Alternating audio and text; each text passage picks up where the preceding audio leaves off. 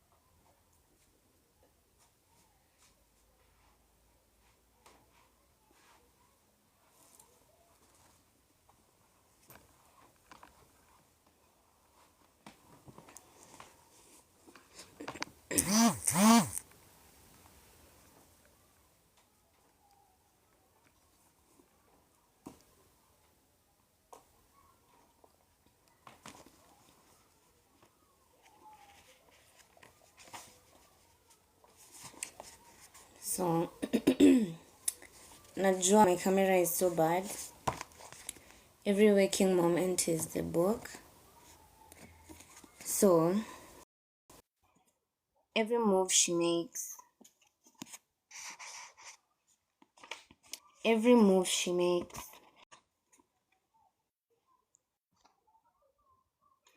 they'd parked her Beamer under a street light. It shone down, tucked between the windshield wiper and the glass. It can't be a parking ticket, she said as they approached. Don't touch it.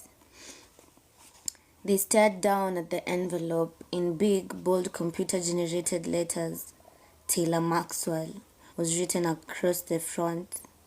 Taylor pulled it out, and Shane grabbed her hand. It's probably just a condolence note. True, but let me open it. He walked about 10 feet away and turned his back to her, and she heard him rip open the envelope. Silence. He turned around and strode back to her, a grim expression on his face. I was right. He handed her the single sheet of paper.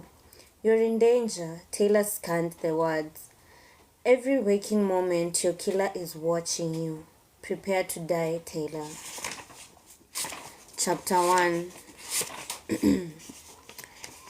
It was nearly 10 o'clock, but South Beach was just beginning to wake up.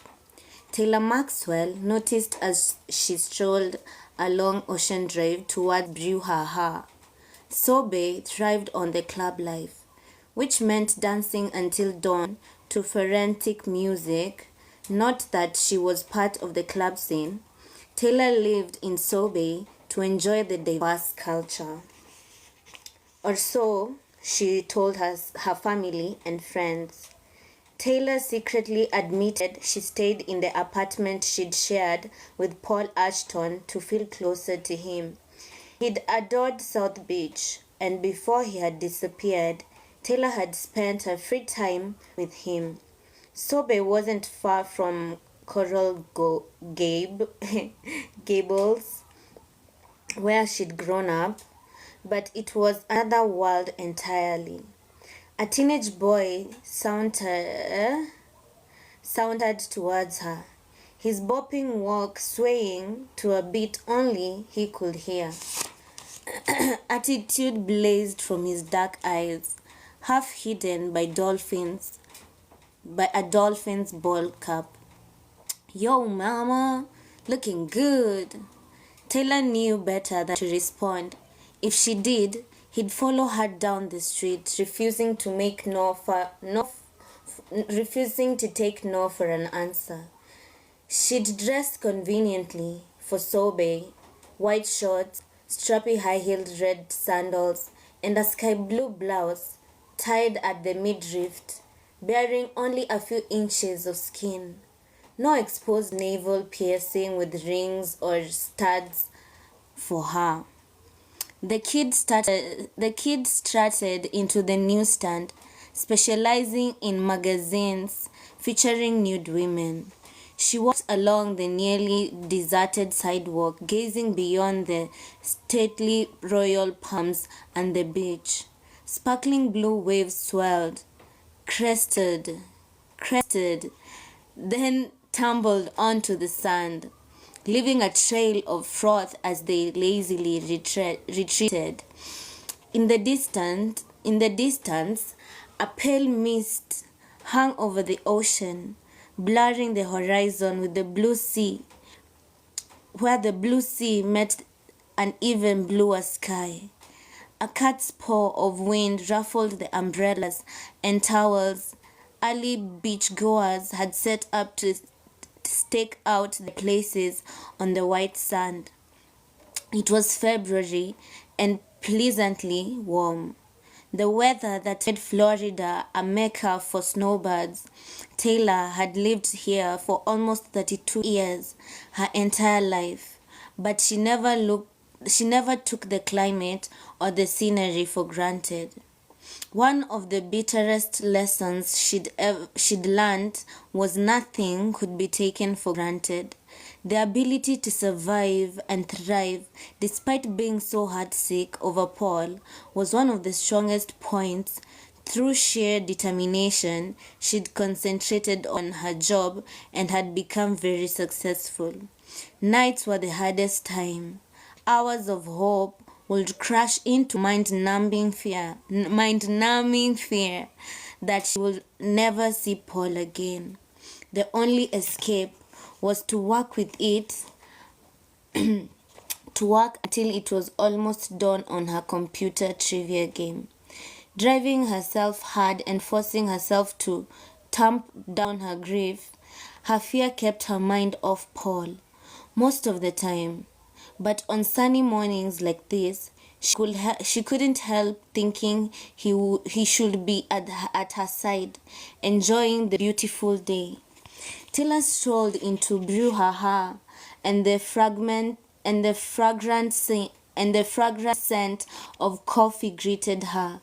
Salsa music pulsed from speakers that hung from the rafters. The coffee house was little more than a bamboo shack with palm fronds for a roof, but its Cuban-style coffee drinks made it a popular hangout. She looked around for her friend, but Lisa hadn't arrived yet. A glance at her email confirmed that she was a few minutes early. She decided to order and relax with coffee while she waited. Cafe Cubano, she told the girl behind the counter. A double. It would be like mainlining high-octane caffeine, a legal high. Taylor could almost feel the adrenaline rush just watching the girl pour the thick, sugar-laced Cuban coffee into a pink cup not much bigger than a shot glass. The scent of pan cubano slathered with butter and toasting on the grill reminded Taylor she'd neglected to have dinner last night. I'll have a slice of pan cubano tosando too. She paid for the coffee and toasted Cuban bread, then found a small table under the shade of the ancient bayanan tree that arced over the area like an umbrella. She added a touch of cream to the coffee, even though it was a no-no to most who drank the Cuban coffee for its pure, intense flavor. As she was stirring the mixture and munching on the crusty Cuban bread, Taylor spotted Lisa coming up the street with her unusual jaunty stride. Even though they were the same age and height, Lisa Abbott was like the flip side of a coin. While Taylor was fair with blonde hair and blue eyes, Lisa had raven black hair and melt your heart chocolate brown eyes, a hot pink bustier and matching shorts she was wearing. The hot pink bustier and matching shorts she was wearing captured the attention of every male in the vicinity.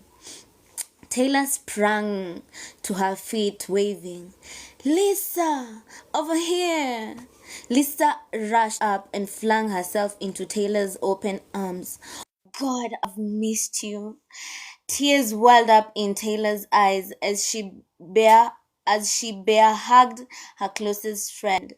9 months had passed since they had seen each other, but to Taylor it seemed like years. With her brother, Trent, immersed in a new relationship, and with Paul gone for 2 years, Taylor had missed Lisa more than she ever could have imagined. Sit, Taylor said. "Tell me everything." Lisa rolled her dark eyes. "Do I have time to get coffee first?" "Sure, but hurry. I want to hear all about your trip." She sat down, taking a careful sip of a very hot coffee, and watched Lisa put in her order. Brew her hair was beginning to fill, and Taylor recognized several of the regulars. Most mornings she stopped in here for a coffee to go before climbing into her small Beamer to head to the Coral Gables offices, to the Marks, where she worked in the family business with her uncle and brother. Lisa returned with a cup of flavored coffee and a double thick slice of pan cubano tosando. The scent of vanilla waffled across the table as her friend gently blew on the coffee to cool it down. "What's new?" Lisa asked. "You don't want to know." Taylor realized Lisa didn't inquire about Trent because she wanted Taylor to volunteer the news about her younger brother.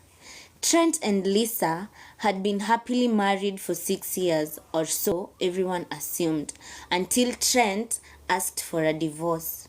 Lisa had been devastated.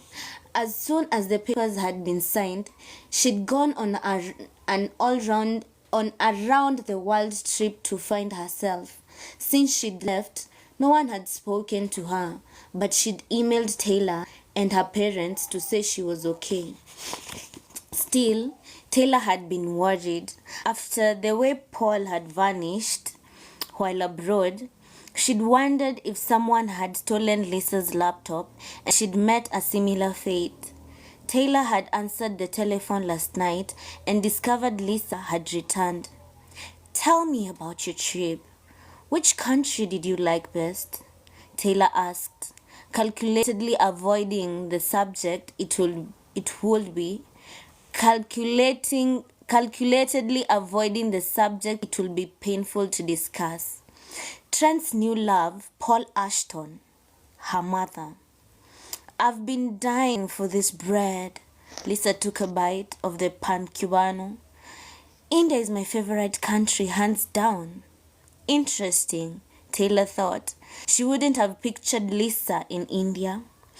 "I spent 6 months there studying the Kama Sutra." "Really?" Taylor sipped her coffee to hide her shock. Thankful she was wearing shades. It was difficult to imagine one of Miami's up and coming financial advisors spending months studying the art of making love. Lisa flipped her long hair back over one shoulder with her hand and gestured Taylor and noticed a gesture Taylor had noticed the day they first met at Yale. "I'm changing careers. I'm opening a shop here in South Beach as soon as I can find space." Changing careers?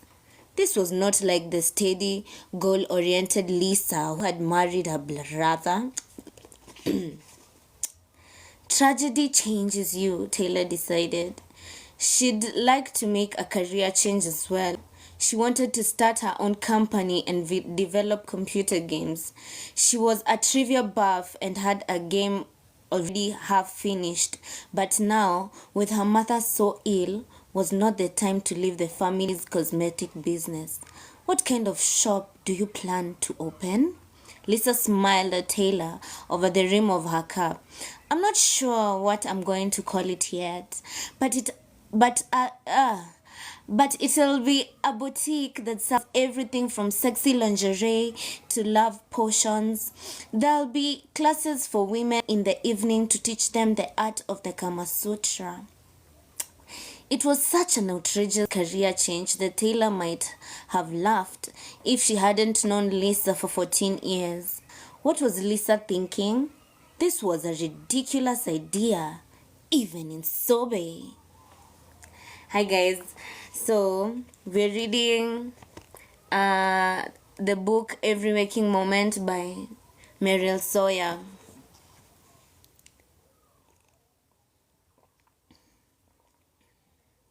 Hey Mitch, hey Ra Supreme.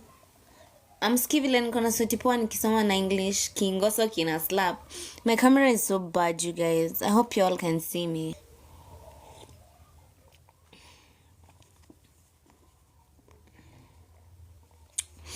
Okay, let's continue. Then the light dawned. Trent. Lisa hadn't seen the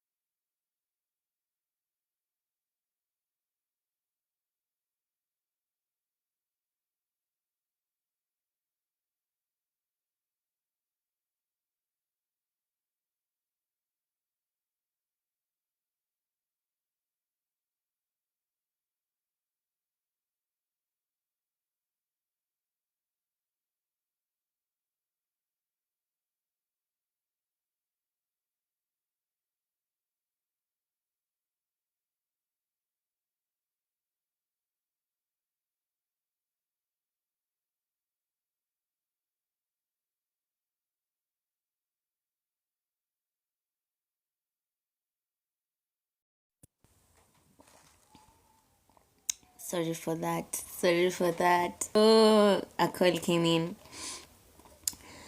Okay. Then the light dawned. Trent. Lisa hadn't seen the divorce coming, hadn't suspected a thing. Lisa blamed herself. Taylor recognized the pain in Lisa's eyes because it mirrored her own loss. At times, she wanted to break something, hit something, scream. The only solution was to maintain inner strength and deal with grim reality any way you could. For Lisa, it might just be a Kama Sutra shop. Only the strong survive, Taylor reminded herself. You think I've lost it, don't you? Lisa asked.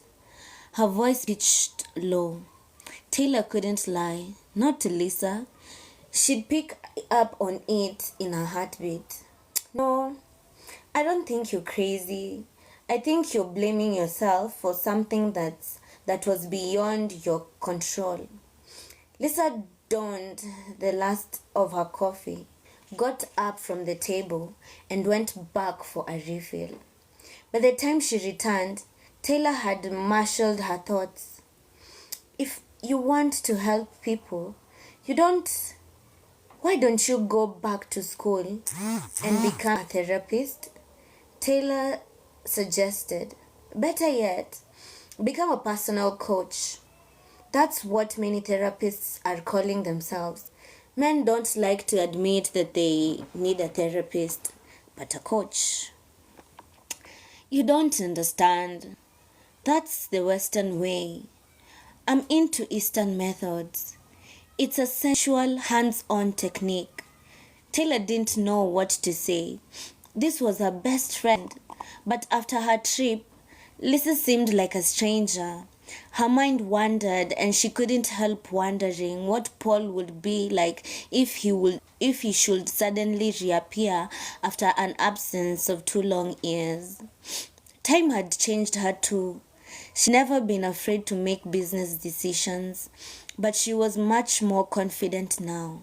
Some of her innovations had received attention from major cosmetic firms. Now they were fielding offers for their small company. Your turn, Lisa said. What's been happening? Taylor took another sip of coffee, stalling, trying to decide if she should mention Trent's new love or not. She caught sight of a tall, dark-haired man and a dog in the line that had formed at the counter. She pushed her shades to the top of her head, leaned closer to Lisa, keeping her voice low. There's the mole. Lisa's dark eyes widened. Mole? The creep who moved into my building. He lives right across the courtyard. This is the first time I've seen him out in the light of day. He slinks off to work at 9 or so and comes back at dawn like a mole. Lisa wrinkled her nose. That guy in the wife beater. Taylor shook her head, realizing Lisa meant the man in a tank top, cut extra wide at the arms to reveal bulging pecs and biceps. No, the guy with the dog. The hunk with the Labrador retriever? Lisa flipped her hair over her shoulder. A mole? Nah, he probably works in one of the nightclubs. I doubt. He takes his dog to work with him. Lisa studied her for a moment. Okay, what gives? Why don't you like him? I've never met the man. There's something strange about him. That's all. Like what? I'm not sure exactly. Twice now, I've caught him looking at my apartment in an odd way. He wouldn't be the first guy to be curious about a knockout blonde, especially if she's right across the courtyard. He's never seen me. Both times, I was upstairs in my office, hidden by the humongous fan. I looked down and he was staring at the first floor of my apartment. Maybe he's new to the area. You know how people are about South Beach architecture. He was probably studying the cool etched glass mermaid panels beside your front door on the rounded Art Deco corners of the building. Taylor glanced at the man, who was now placing his order. True, but it gave you the creeps? Well, I think the guy could benefit from some Kama Sutra enlightenment. Introduce me. I told you, we haven't met. She stole another peek at the guy. He was ordering. His back to them, but the dog was watching her.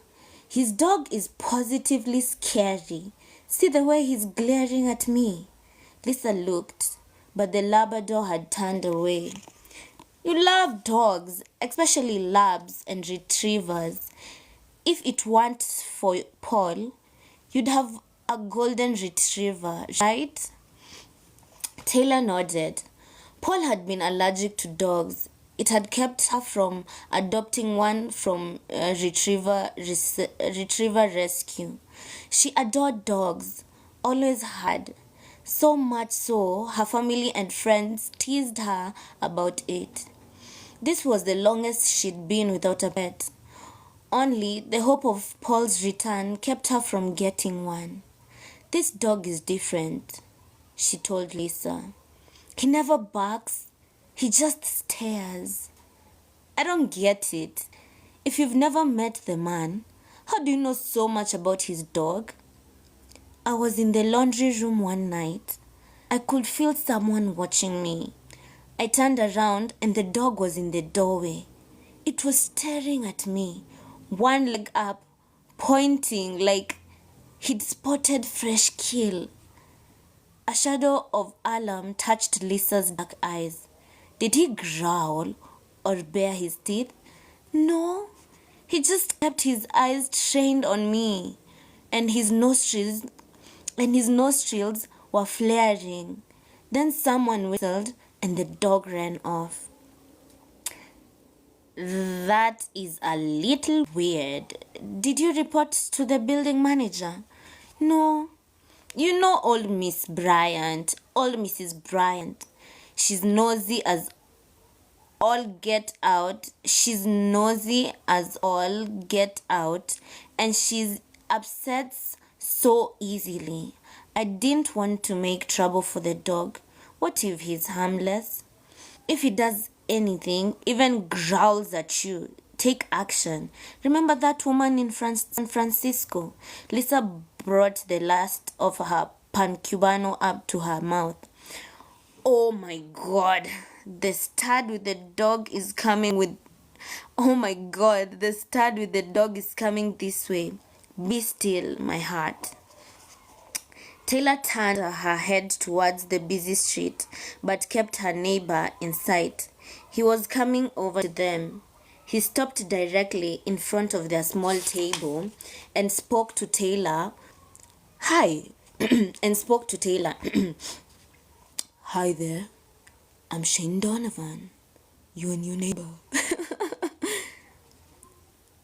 Wow, you live in Taylor's building, Lisa said, managing to sound as if this were news to her. Sit down. I'm Taylor Maxwell, she replied, kicking Lisa under the table. Why will she ask him to join them? I know. Shane swung a chair around backwards and sat down, straddling it. He placed his coffee mug on the table. He pulled off aviator-style shades and shoved them into the pocket of his black t-shirt. His dark blue eyes seemed unusually intense under brows, a shade lighter than his black hair. She supposed most women would be attracted to Shane Donovan. If you went for tall jocks with linebacker shoulders. Personally, Taylor preferred lean runner types with sandy hair and green eyes. Men like Paul Ashford. How do you know who I am? She asked. He smiled, his mouth canting slightly to one side and giving him a mischievous, boyish expression. I'd seen you around and Miss Bryant told me who you were. Miss Bryant, it figured. The old biddy probably was trying her hand at matchmaking. She knew Taylor didn't date and had commented on it several times. When had Shane Donovan seen her? Taylor wondered. She was certain he hadn't, but obviously she was mistaken. He must have been peeking through the curtains when she wasn't looking. Creepy. Where are you from? Lisa asked Shane. Germany originally, but I've been around a lot. The way he said a lot implied something. Taylor decided danger or situation he'd rather not discuss.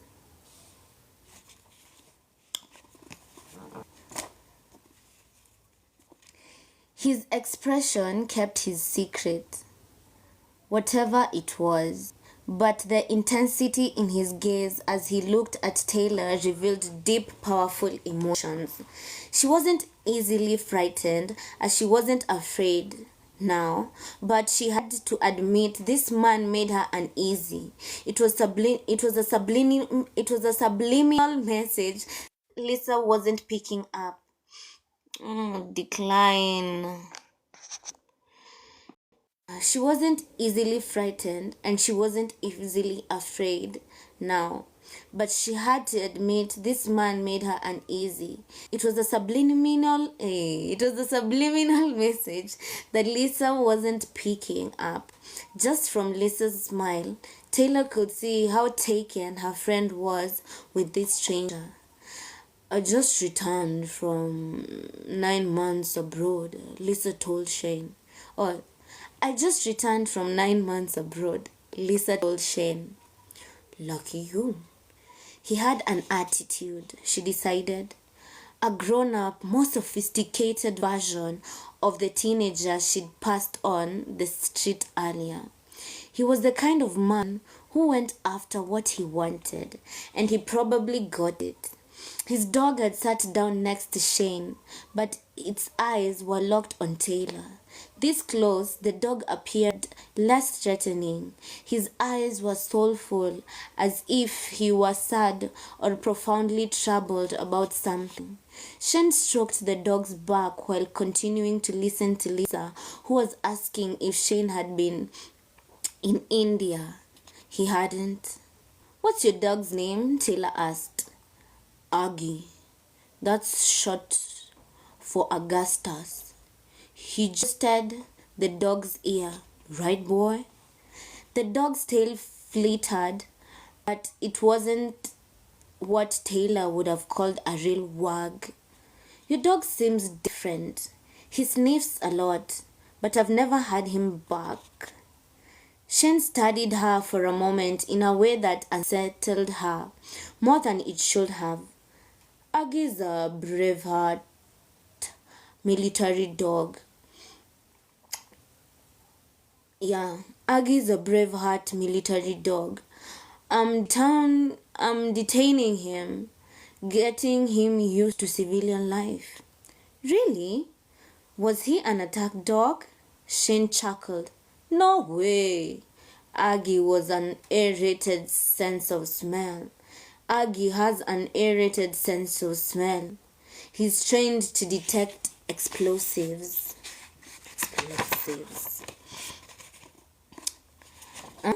Allah. He's trained to detect explosives. Too fast. Nakatia story. Taylor gazed down at the dog, intrigued. Why isn't he still in the military? Bad hips. He flunked the last field test. He had to be able to jump over a 4-foot wall, but he couldn't make it. There was something almost wistful in Shane's voice, as if he'd personally failed the test. Were you his handler? Lisa asked. Shane shook his head, then drank a little bit of what appeared to be a café con leche, Cuban espresso with streamed milk. No, I had connections and was able to bring Aggie here. Ex-military dogs need a lot of retraining. They've never been taught to play or enjoy people the way other dogs have. All they've ever done is work.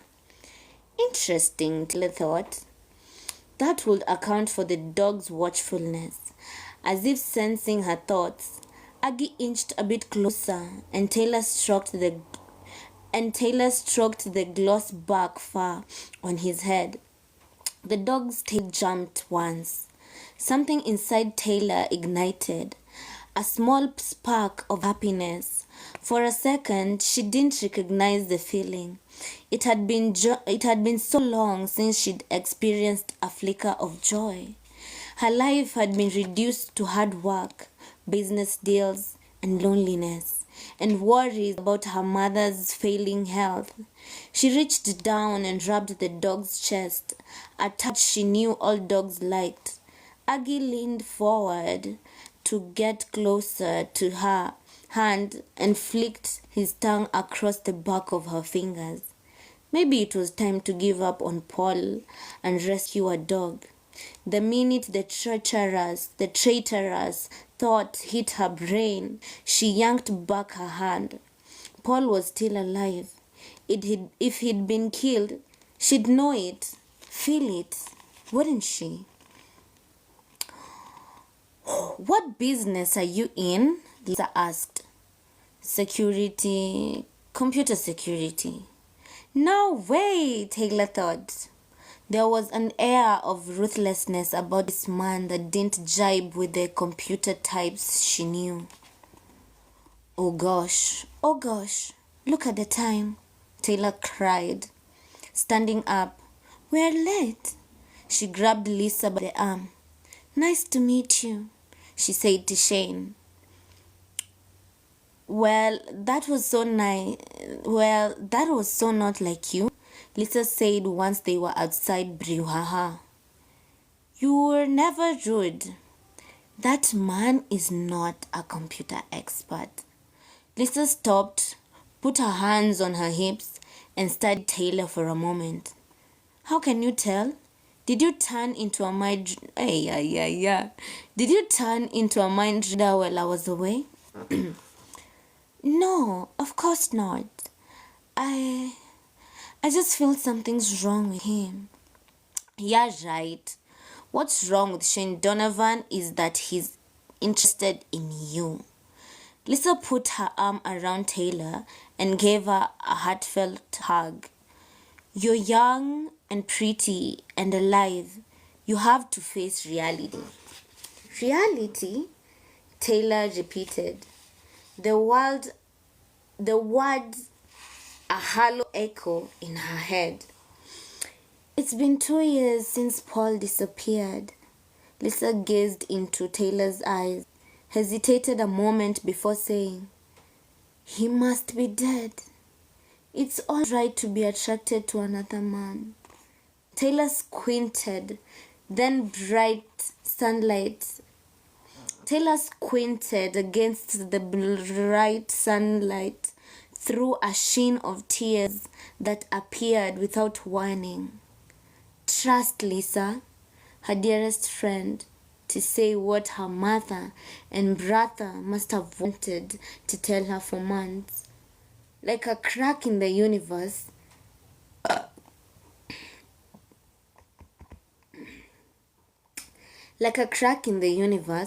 hope drained from the pool of inner strength that had supported her all this time. A silent scream tore through her, as much a cry for what had been lost as a cry for help. A dark and terrifying moment of truth nearly knocked Taylor to her knees. Every waking moment, she'd kept this thought at bay, but Lisa had forced her to face the truth. She was never going to see Paul Ashton again. Ooh! Ati Michigan Mitch, kona mali? Mali gani, Juliana? Aya, mnaitishana mali? Kwa nini yangu? Msikuange hivo. Lakini mnaweza link up. Alafu una kibanu kisikiza. So guys, chapter 2.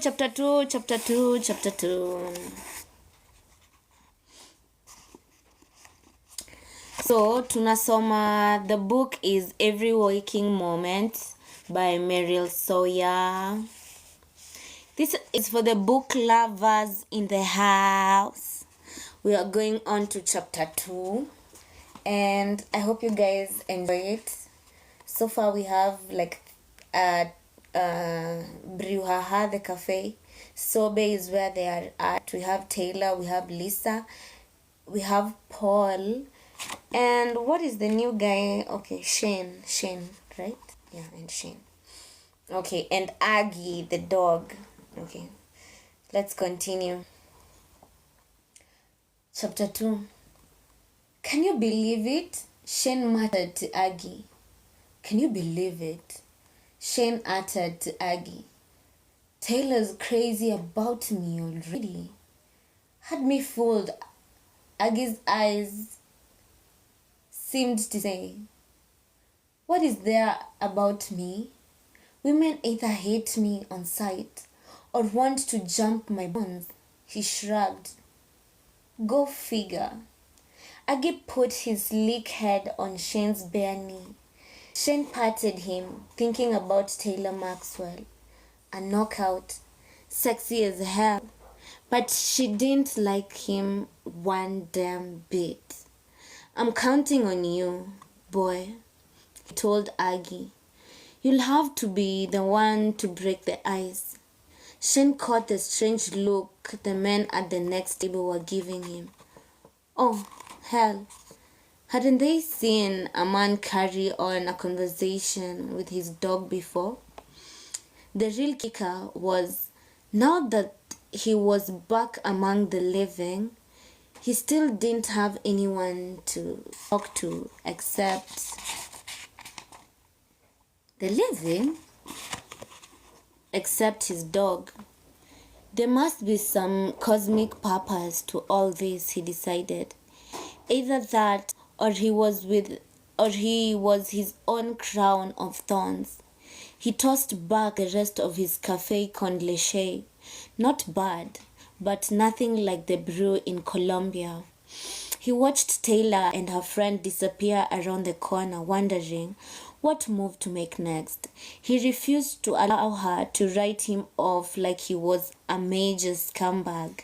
He hadn't thought about her all this time for nothing. He was damn well going to get to know her, to find out if the image in his head was real. The cell phone in the pocket of his khaki shorts rang. It had to be Vince. No one else had this number. What's up? Shane asked when he flipped open the phone, walking out of Brouhaha. He didn't trust cell phones. Everyone else talked on them in the cafes, lining the sidewalks of the South Beach, but anyone with the right equipment could eavesdrop on your conversation. I'm taking you off the Starline case, his boss told him. Why? I almost finished. I should wrap it tonight. Something's come up. I need you with me. Shane listened, then let out a low whistle. Son of a bitch.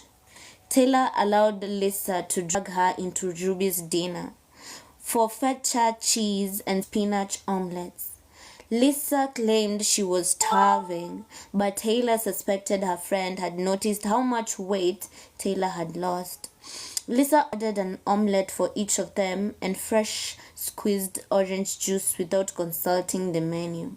Taylor couldn't help remembering all the times she and Paul had joined Lisa and Trent for breakfast here on Saturday morning. I didn't mean to upset you, Lisa said, her dark eyes filled with concern. What was that? What was that? What was that? What was Kudum? Oh, I thought someone gifted me. Thanks for the likes, Alfred. For real, I thought someone gifted. Hey, thanks, Alfred. Okay. I didn't mean to upset you, Lisa said, her dark eyes filled with concern.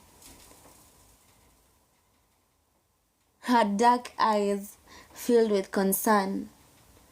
I just think you need to face reality. The American embassy in Colombia can't find a trace of Paul. You went down there. Nothing.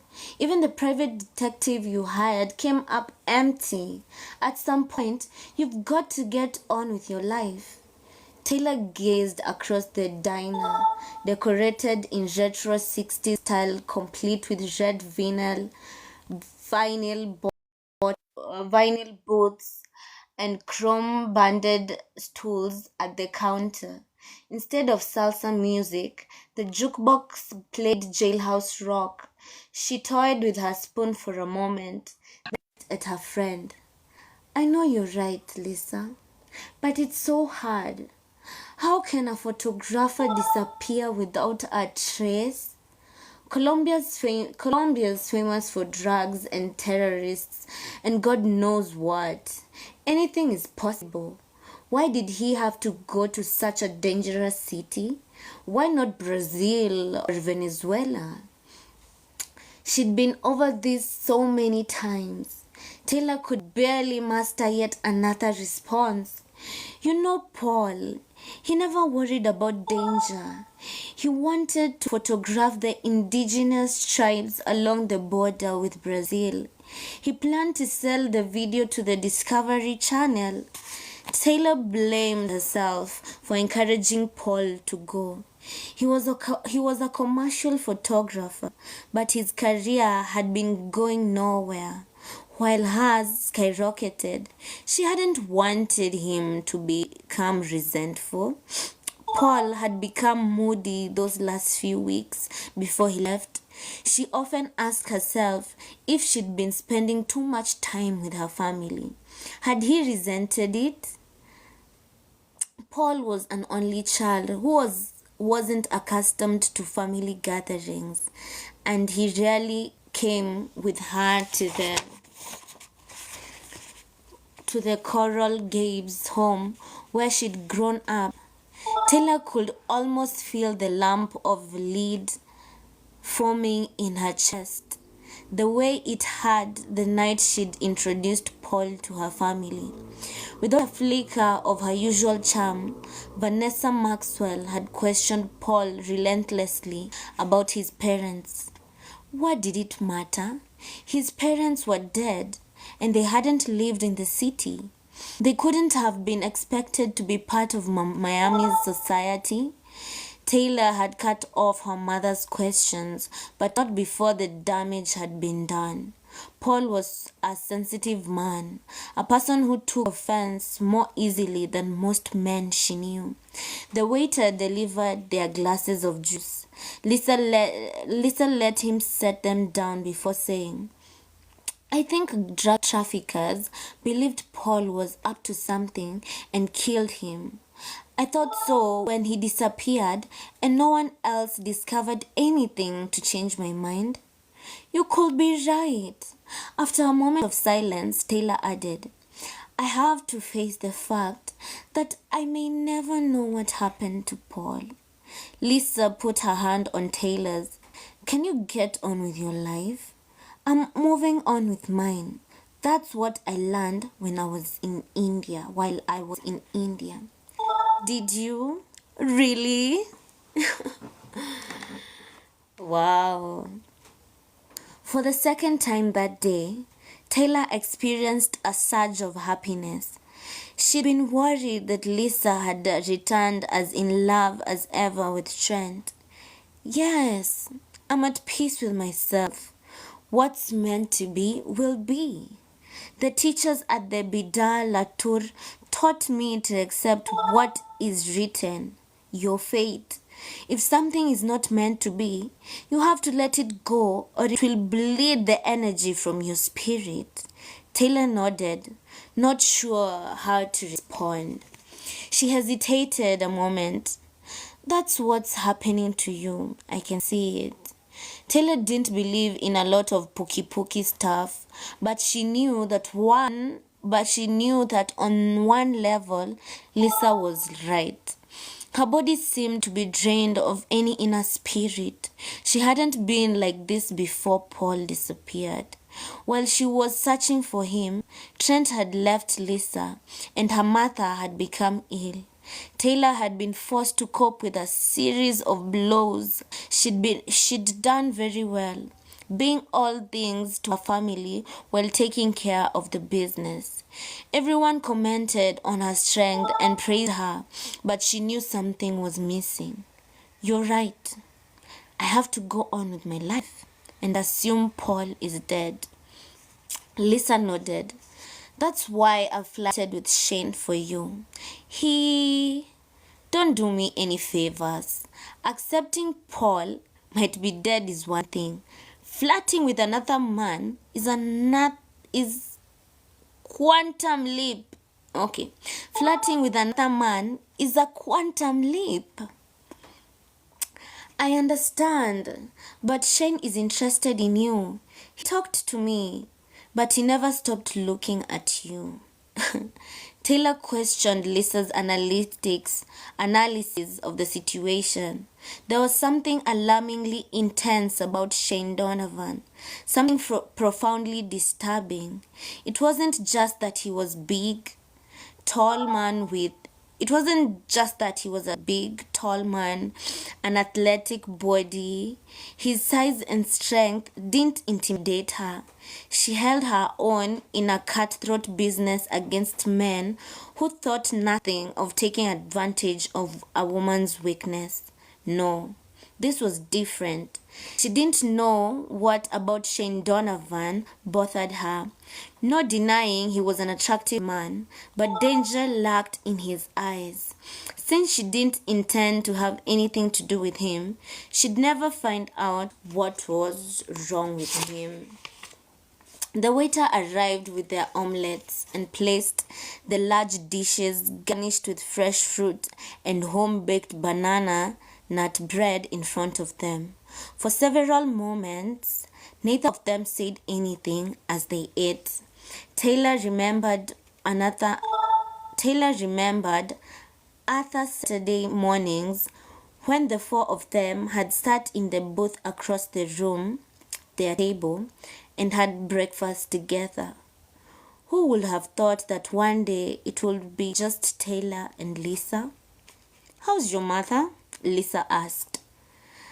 "Her health's the same. The cancer hasn't spread." A year after her father had died, Taylor's mother had been diagnosed with myeloma. And although her blood tests results were still good, Vanessa Maxwell acted as if each day might be her last. With Trent spending most of his time with his new love, Taylor was left to console her mother. "I'm glad your mother isn't worse," Lisa said. "I'll drop by and see her." Taylor waited for her friend to say something more, but she kept eating. Taylor couldn't force down another bite. She pushed her plate aside, thinking of how she was going to deal with her mother. Last night, she'd called, and instead of Taylor, and insisted Taylor had to come over for dinner, saying something important had come up. "You didn't hear anything about my mother when you were traveling?" Lisa stopped, her fork in mid-air. I was at Bidara. I was at Bidala Toj outside New Delhi. No phones, no television or radio, no newspapers. What did I miss?"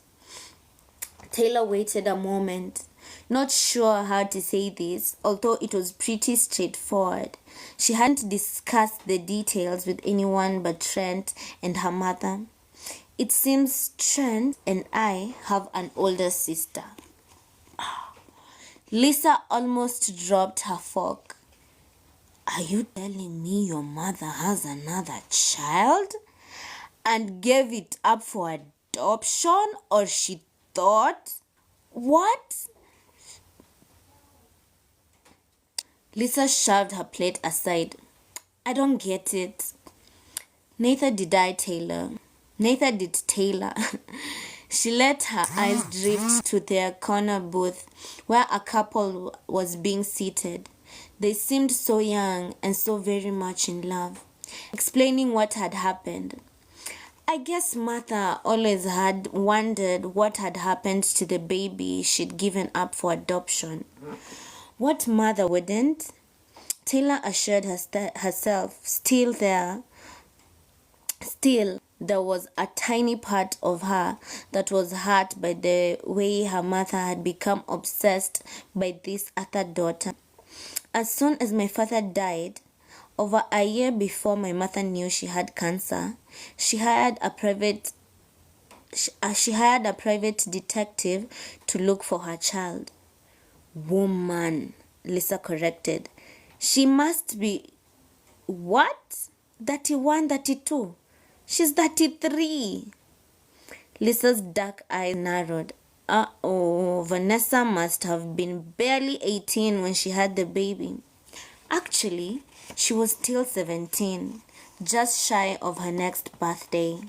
That's awfully young. Who was the father? Taylor hesitated. Mother says it was one of the other boys in the foster home. Lisa caught the missed beat. You didn't believe her. 100 times Taylor had asked herself why she doubted her mother's explanation, but she'd never come up with an answer. Maybe she's telling the truth, but I think she's holding back something. Why? I don't know. It's just a gut instinct. Like her reaction to Shane Donovan, she silently added, Trust your intuition, eh? Trust your intuition. That's what they taught me at Bidala Tour. Taylor could almost hear Lisa thinking, what does Trent say? Unfortunately, her stature brother was so absorbed by his new life that he took their mother at her word. Obviously, they haven't located.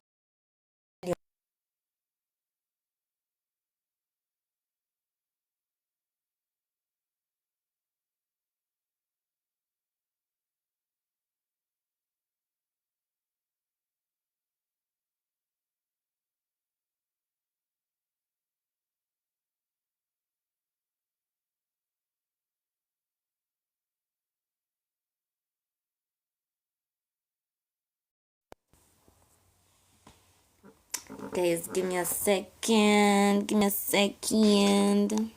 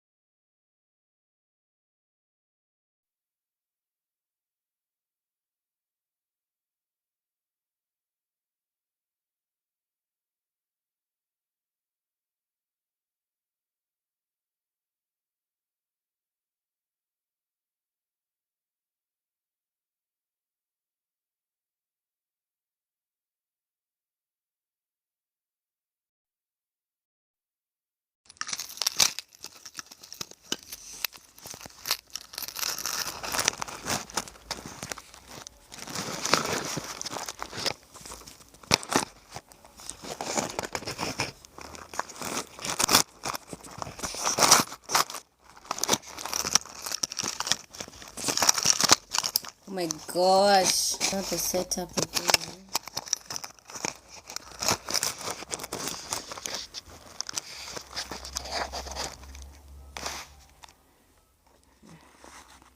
Itabidi tu hivyo.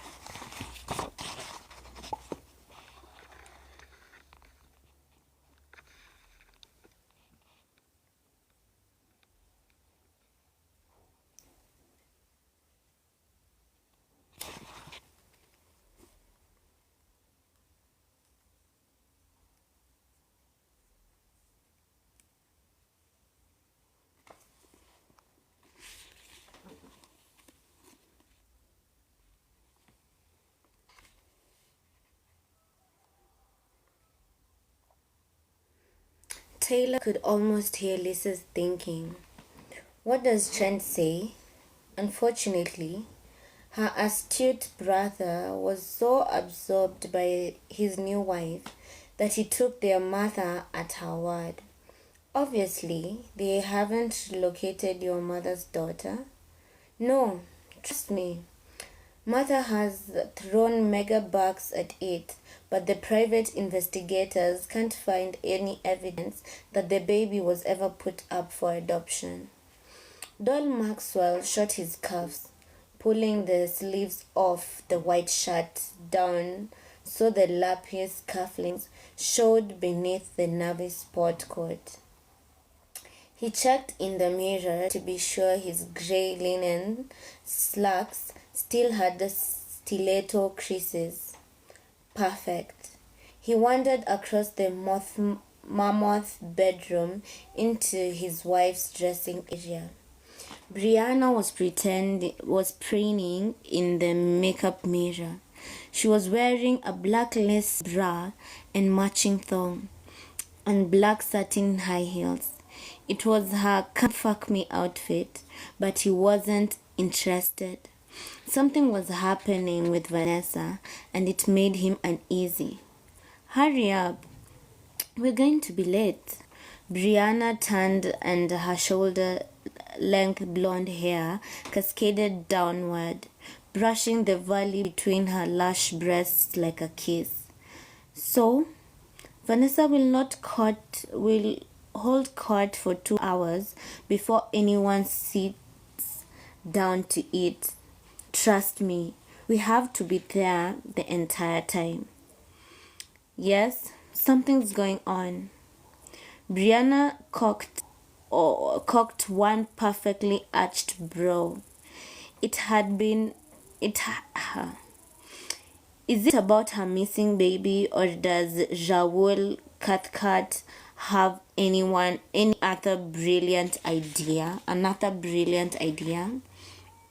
I don't know, Vanessa sounded happy when he invited us for dinner. Invited? Huh? Demanded is more like it. True, so true, he admitted. One of the unexpected bonuses for having a trophy wife was finding one who was sexy and smart. Even though Brianna was the same age as his niece, Taylor, his wife was savvy beyond her years. He could tell her anything and count on her to come up with insightful comments. Brianna had Vanessa's number the first time the two women had met. She'd insisted Vanessa wore the pants even though Doyle's macho twin brother, Duncan, had been alive then, and most people believed he read the family. She'd seen right through Raoul Cathcart the instant the guy had shaken her hand. She had immediately whispered, "Raoul Cathcart will be trouble. Trust me." Brianna had been a lap dancer in a club off Caliocho in Little Havana when he met her. Brianna's mother had immigrated from Cuba, then married an American, just the way Raoul Cathcart's mother had. They were YUCA's young urban Cuban Americans, and they understood each other in a way Doyle couldn't quite explain. But he had no doubt Brianna was right. Raoul was trouble. I'm going to drive over in the Maserati, he told his wife. You come when you're ready. He turned to leave, but Brianna jumped up and blocked his way, saying, "You're leaving without a kiss goodbye?" He shrugged. Brianna didn't want a kiss, and they both knew it. She had sex in mind, as usual. When he dumped his wife for a blonde bombshell, he'd counted on many things: demands for jewelry, an insatiable appetite for designer clothes, a thirst for travel. He gave Brianna those things, But she didn't last for them the way he'd expected. He'd traded up, leaving a dowdy childless wife who asked for nothing. He hadn't counted on getting a sexpot with brains who wanted to fuck all the time. He was way too old for this, but he kept it a secret. It wasn't the only thing he hid from Brianna. Goodbye. He kissed her on the cheek, teasing her, pretending that's all that would happen. Bye-bye, she replied with a little wave. He marched out of the bedroom, taken aback. Brianna always insisted on screwing before they went out for the evening. Take the edge off, she claimed when they returned home. She'd expect him to spend hours making love to her again. She wasn't having an affair, was she? It was possible, he conceded. He couldn't get it up more than twice a day unless he popped Viagra. But Brianna was insatiable. She could be juggling several men and still want to fuck. He mulled over the situation, silently cursing. Right now, he didn't need another problem. The situation at the max was volatile. With Raoul cut, butting in all the time. Worse, he was in serious financial trouble. The divorce, the meltdown in the stock market, and the expensive young wife had drained his finances. He desperately needed to the max to be sold. An infusion of cash would solve his financial woes. His sex problems were another story. He walked into the garage, then flicked on the light switch. Brianna was sprawled back naked on the hood of his red Maserati like a centerfold. She must have raced down the back stairs to beat him to the garage. She used her index finger to motion for him to come closer. Don't even think you can just walk out on me like that. You know what I need. I don't want to wrinkle my pants. Don't worry about it. She rose to the feet and stood so her pussy was inches far from his hips. He was going to have to service her. There was no getting out of it, she thought. She waxed her crotch so there was never a suggestion of dark pubic hair, which would have been a startling contrast to her golden mane. Her skin was creamy smooth and softer than a baby's ass. She slid her hand down her flat tummy and touched herself with an index finger crowned by a red ruby nail. Your turn, she whispered in a tone that told him she was already aroused. Dusk was gathering and Taylor drove towards Alhambra Street, one of the many streets in Coral Gables with Spanish names. A canopy of noble banyan trees deepened the shadows. The neighborhood had a reputation of being one of the most exclusive areas in the city. But to Taylor, it was home, a reminder of a time where her life had been simple, happy.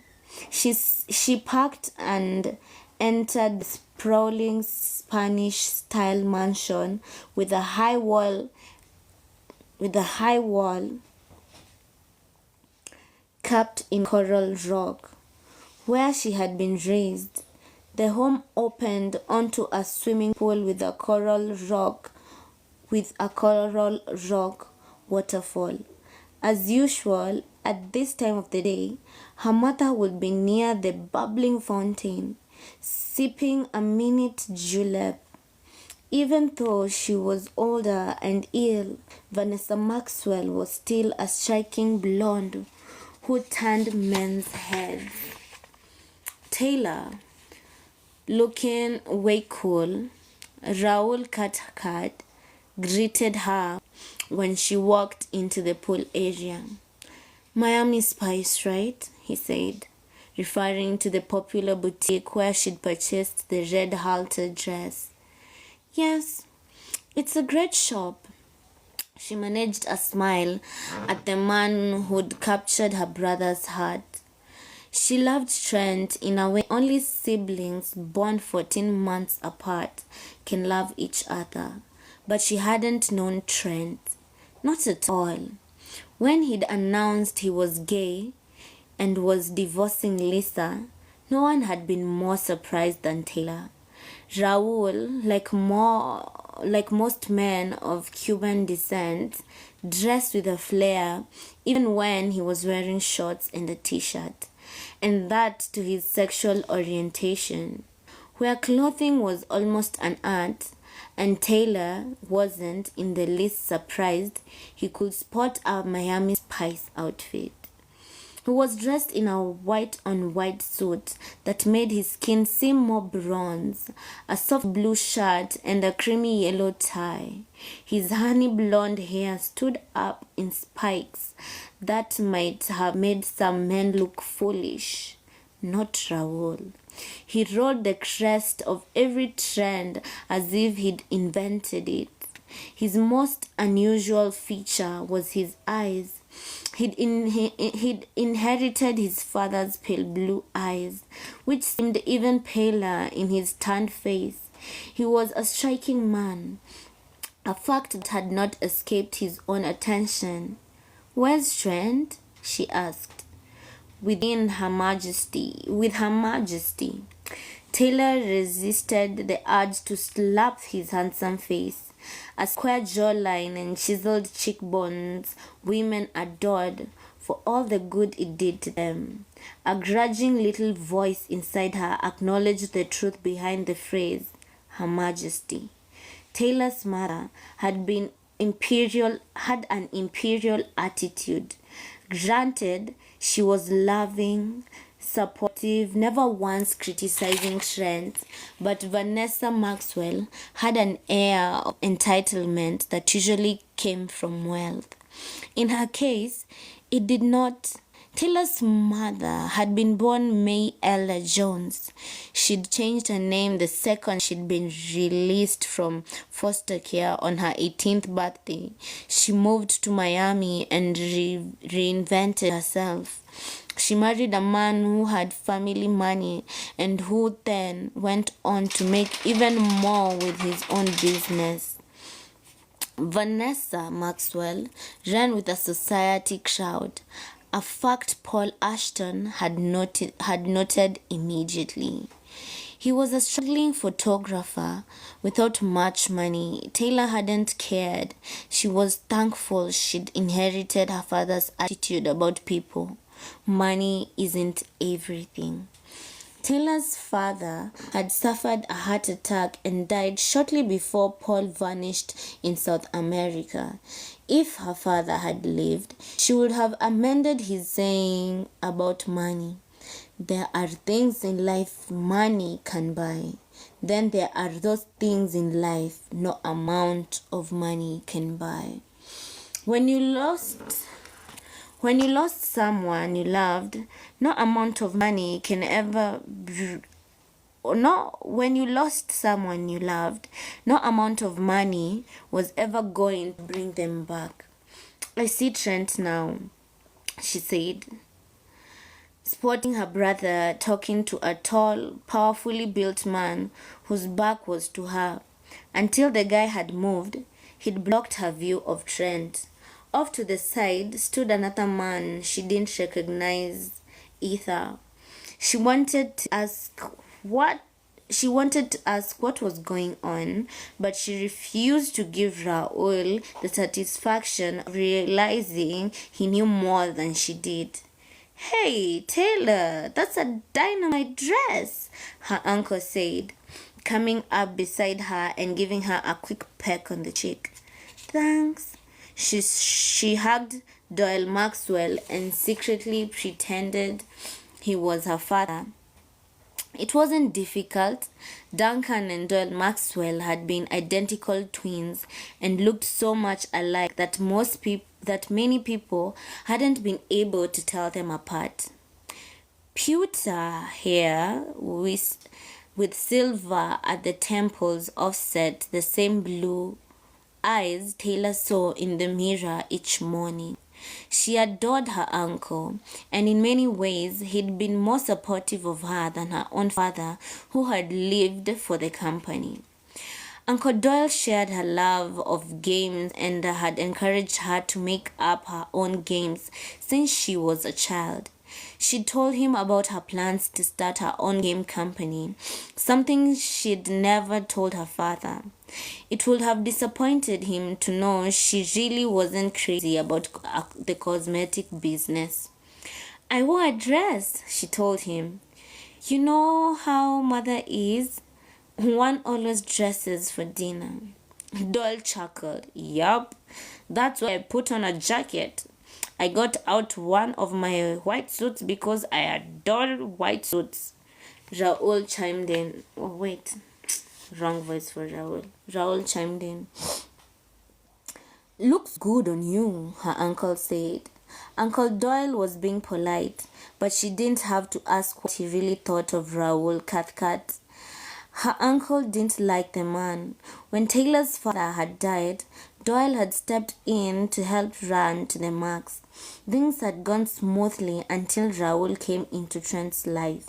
Even though Raoul didn't want for the company, he wanted to start a similar business. He had an opinion about everything at to the max and voiced it through Trent. Raoul moved away to join the cluster of men talking to her mother, and Taylor asked, "What's going on?" "Who knows?" Her uncle shrugged one shoulder, a gesture that reminded Taylor so much of her father. His hair had reduced just a bit, and the high, noble forehead, compelled with blue eyes, were male family traits. One day, Trent would look like this.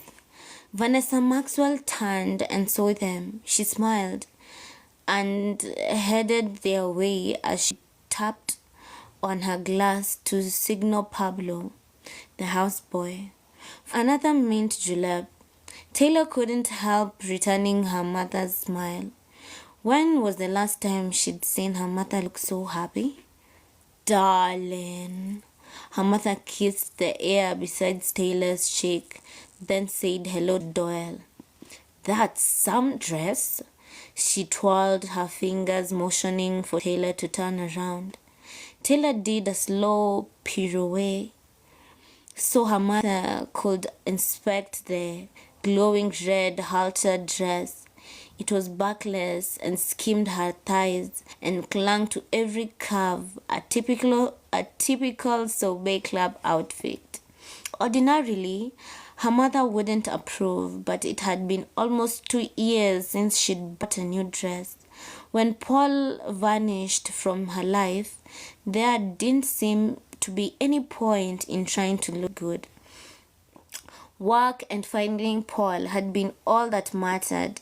Then her mother became ill, and buying clothes mattered even less. Tonight she was wearing a new dress and makeup. Getting a grip is what Lisa called it. Lisa insisted I buy it, Taylor told her mother.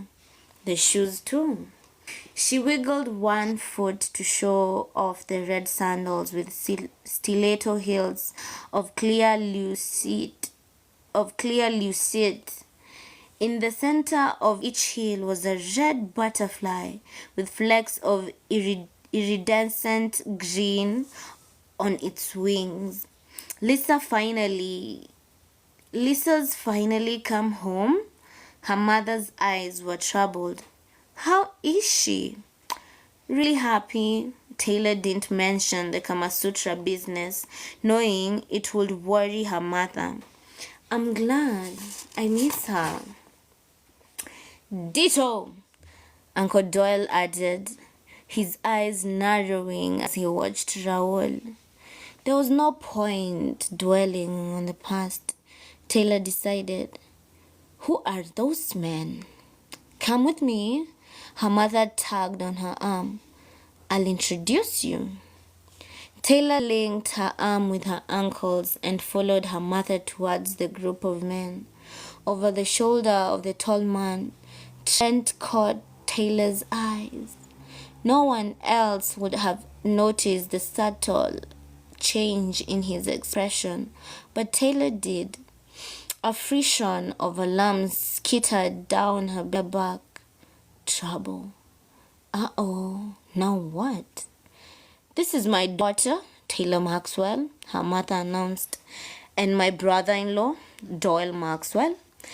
The men turned and Taylor found herself staring at one of them. For a split second, she didn't recognize the tall man who was smiling at her. His wide shoulders did wonders for the lightweight navy blazer. His crisp white shirt was open at the throat, revealing a strong neck and a silver chain. Shane Donovan. Well, take a joke out of t-shirts. Take a joke out of t-shirts and shorts and look what happened. Who would have guessed? Vince Walker and Shane Donovan are with Tritech Security, her mother told them. Shane's smile had a disturbing nuance to it. She looked away, thinking she'd been right. He wasn't the computer type. He was a security guard. They've located Renata. Raw emotions charged each word her mother uttered. Renata? Taylor heard herself ask, her mind marking another mental adjustment. Shane was a private investigator. Then her mother's words registered with unexpected force. Renata, the missing baby, her sister. Ooh. So that's chapter 1 and chapter 2 of Every Waking Moment. Should we do chapter 3? Is it long? Let me see. Okay, let's do chapter 3 real quick.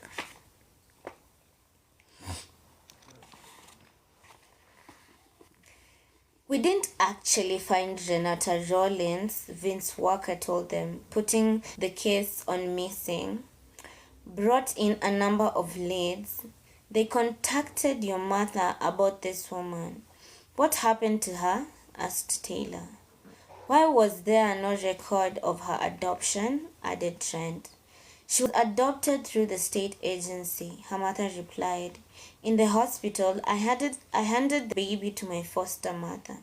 She was supposed to give her to the social worker to arrange the adoption. Instead, she took my baby to an attorney who handled private adoptions for wealthy clients. She made a bundle, so did the attorney. Trent guessed. Assuming this woman is your baby, Raoul said to her mother. Is there some question? Taylor asked. Stunned, her mysterious neighbor was involved in this. Yes, Shin said. We haven't spoken with the woman, but her father claims he adopted her the same week your mother gave birth. It was a private adoption, but he doesn't recall the name of the attorney, and the papers have been conveniently lost in a fire. Wouldn't the state have some record? She asked. Not with a private adoption in Alabama over 30 years ago, she replied. The attorney just needed to have the mother and father's signatures on the consent form. Did the father sign the form? Trent asked their mother. I assume so. I never saw him again. There was something in her mother's voice that didn't sound right to Taylor. Wouldn't it be natural to communicate with the father of your child? She'd asked her mother about it before, but she'd merely said she'd been young and had made a mistake. I turned 18 2 weeks after I had gave the baby away. The second you're 18, the state no longer provides foster care. I hitchhiked to Miami, changed my name, and started over. Taylor had the threat of tears in her mother's voice. But I never forgot my baby, and I always wondered what happened to her. Trent shot Taylor a look that said he had misgivings about this situation. How will we know if she's really your child? I've spoken with Caleb Bassett. He's the adoptive father, Vanessa said. Renata is my daughter. He adopted her in a town that was close by. A DNA test will prove it, Shen said. It's taking about 3 months to get a test. It's taking about 3 months to get a test, Vince informed them. I may run out of time. Vanessa's voice was tight. Grease the wheels, Raoul said, a little marshalled. I'm afraid it doesn't work that way, Shane responded to Raoul, but his eyes were on Taylor. There are hundreds of men sitting in prison waiting for a DNA test to clear them. They have top priority except for current criminal investigations. What about ads? I've seen touting quick paternity checks, Trent asked. Those labs are being shut down almost as fast as they open, Shen said. A lab is only as good as the equipment and the expert interpreting the results. Just the largest, most sophisticated labs can afford the newest equipment, Vince added.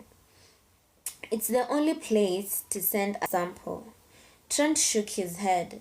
I guess we don't have any choice. Doyle? There you are. Brianna sashayed across the terrace and rushed up to her husband.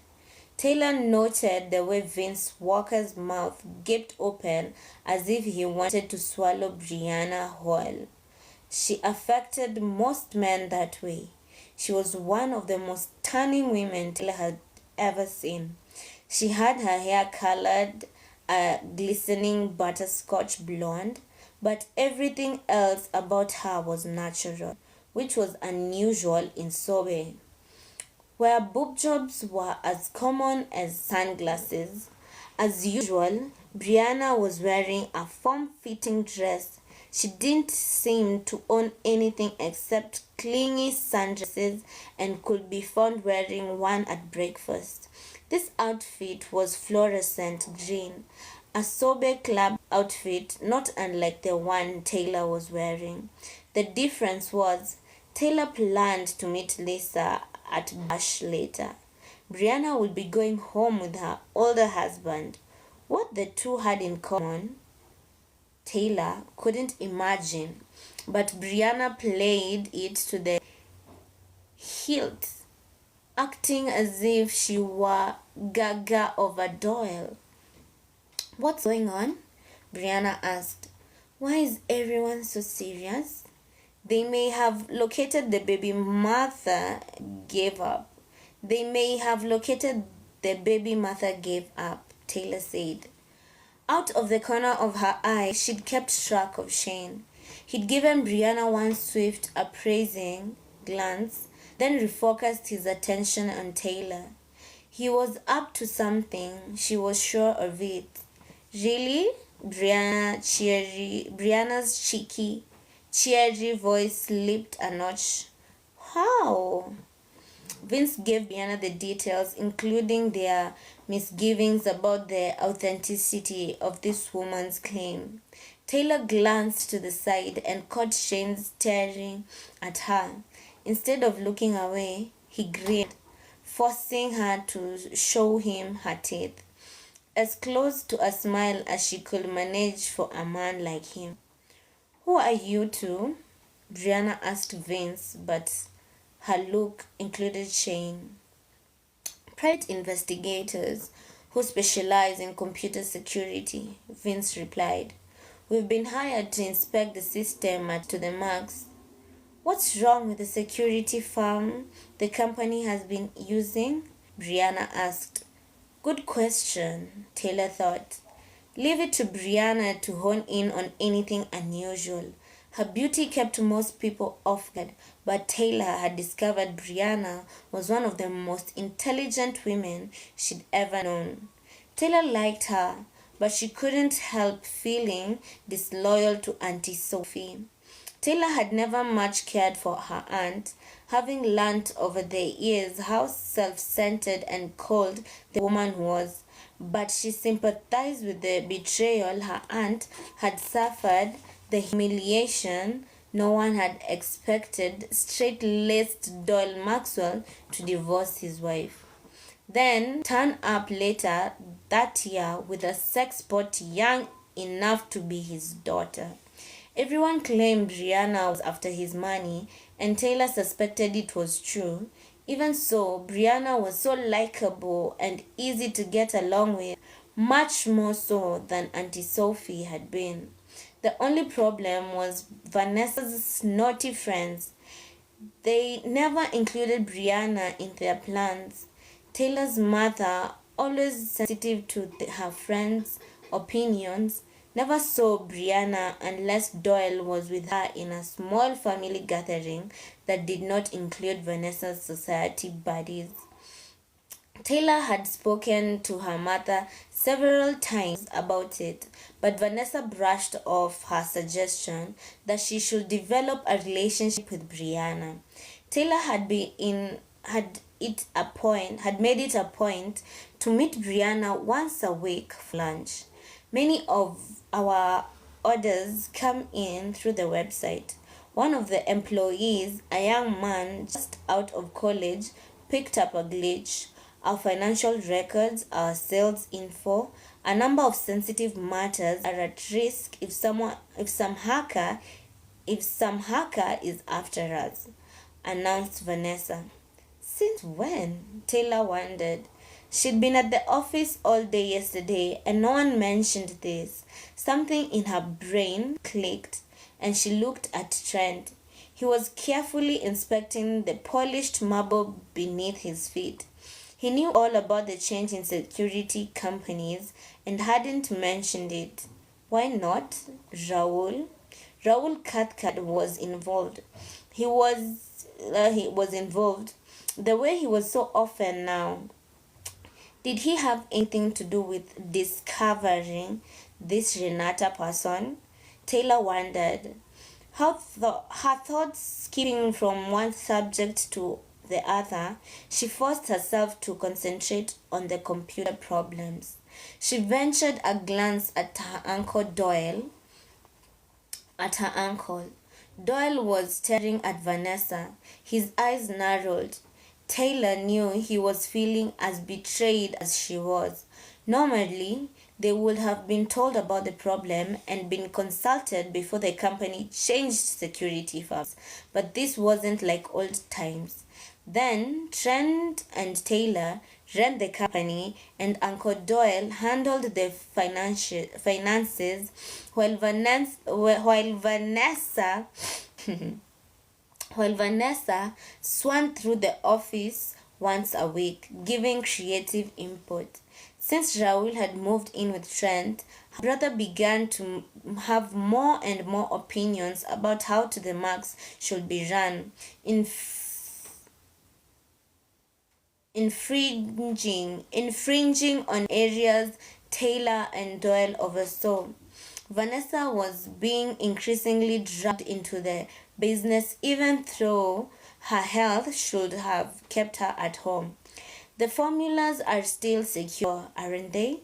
Asked Brianna. Of course, Trent assured everyone. They're all in safe hands. None of them are in any computer.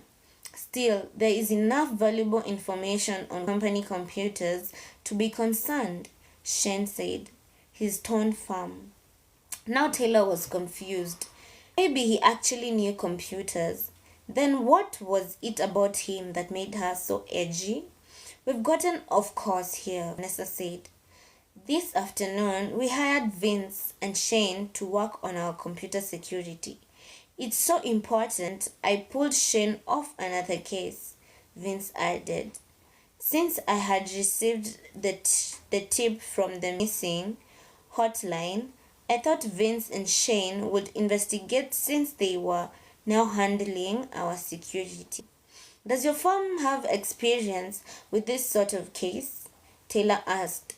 She knew she sounded snappish, but she couldn't help herself.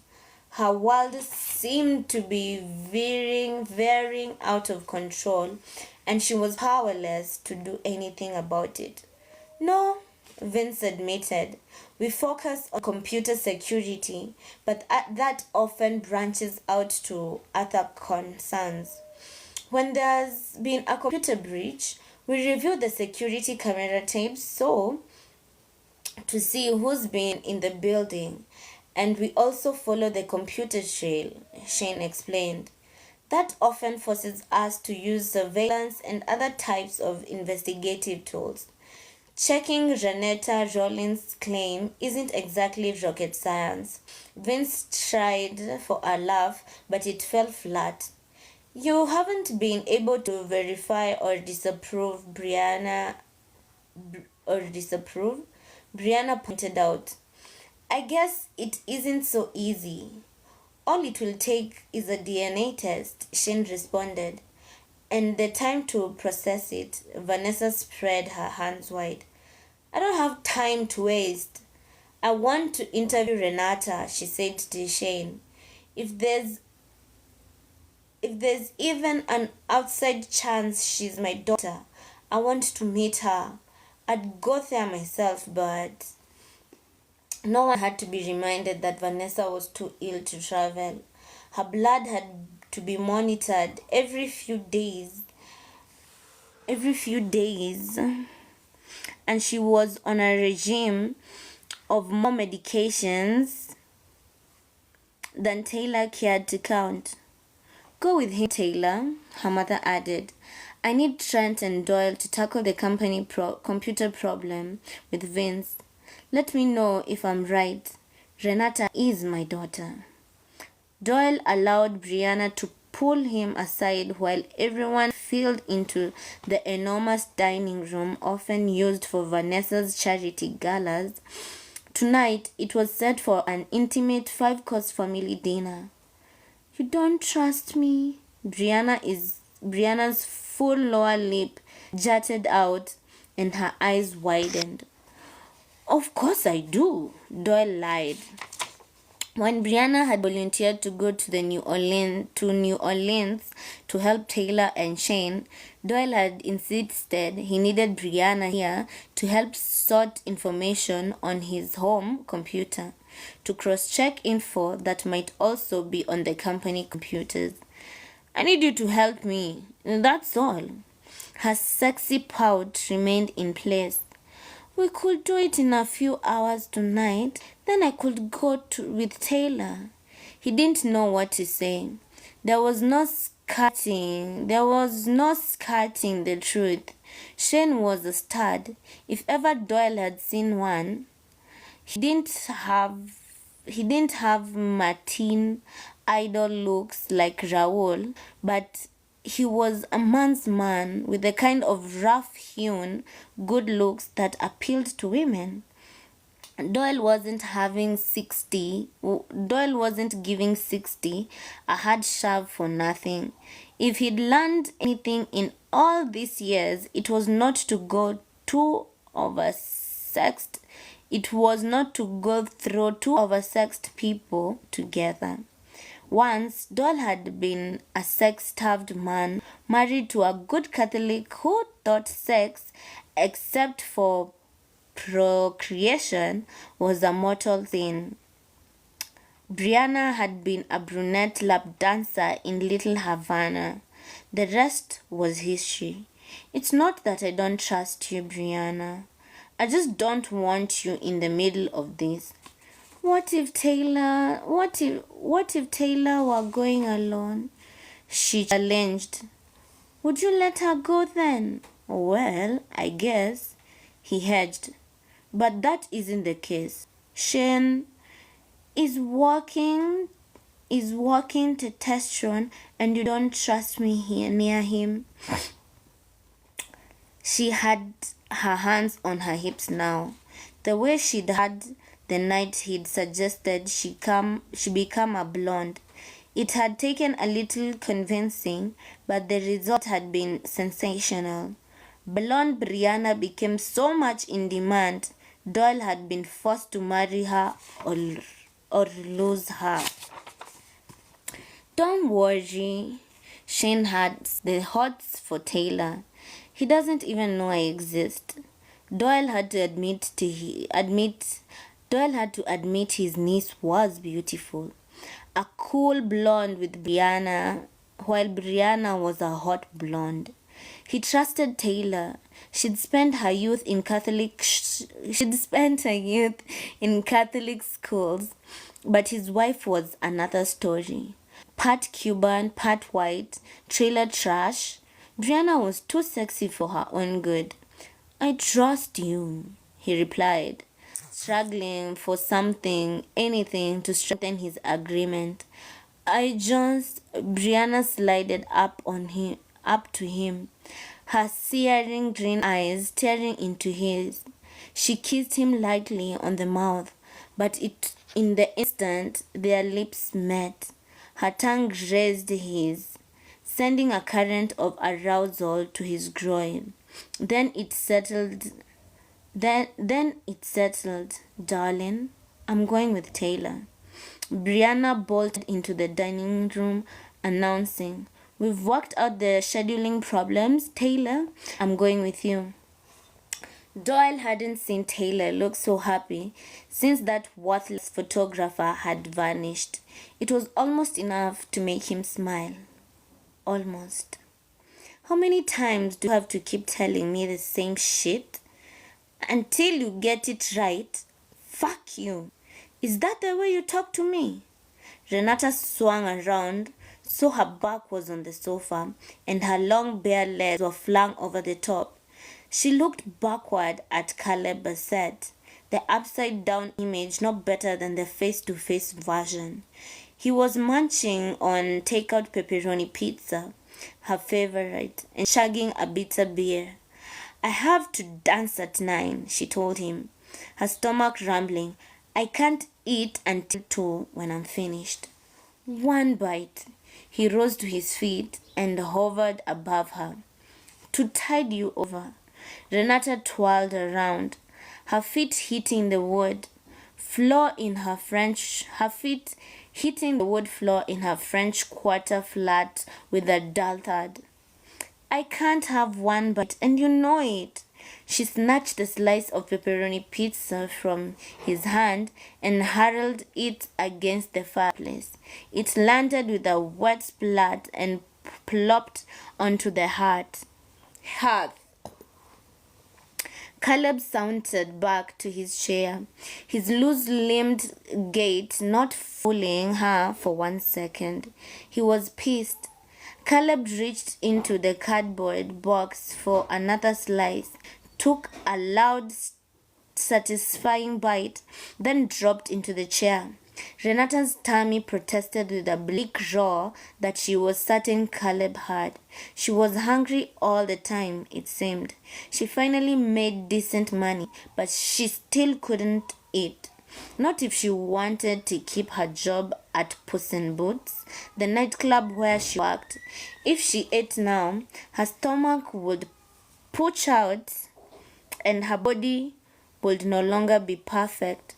She had to wait until after work, then eat as little as possible, or stick her finger down her throat so her stomach was flat again for tomorrow's show. Caleb smacked his lips because it drove her crazy and polished off the slice of pizza before speaking. This could be the last week at the Puss. She hated the way he made the P and B, the workers' name for the club sound disgusting, but she didn't call him on it. Time had taught her a few lessons. This man got off on baiting her. Don't play into his hands. I know the drill. Renata stood up and started across the room, practicing her stage walk. I know how to handle MERYL. No, her name is Vanessa now. Forget she was ever MERYL Jones. All you need to know is that you're her long-lost daughter. Sometimes she hated Caleb with every bone in her body. He often felt the same way about her, but she had to admit they were a good team. Life sucked the big one.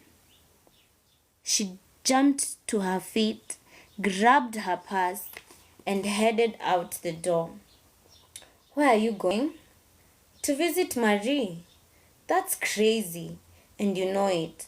You should. Renata slammed the door behind her, cutting off his final words. She knew Caleb thought she was a nut to be so superstitious, but she couldn't help herself. Visiting the grave of MERYL, the legendary voodoo queen, brought good luck. Her tombstone was covered with triple X's and had candles placed on it by people who believed in the black arts. Renata's luck had changed the day she'd come across Marie's grave in St. Louis Cemetery in New Orleans. She had run her hands across the triple X's and lit a candle. Miracle of miracles. A long string of bad luck had changed. She'd been offered a job at Puss and Boots and began to make real money. Call me superstitious, she mumbled to herself. My luck is about to change again. So today we're gonna read only to chapter 3, and then we shall see about next time. Thank you guys for joining me. Bye. Remember, we were reading Every Waking Moment by MERYL SAWYER.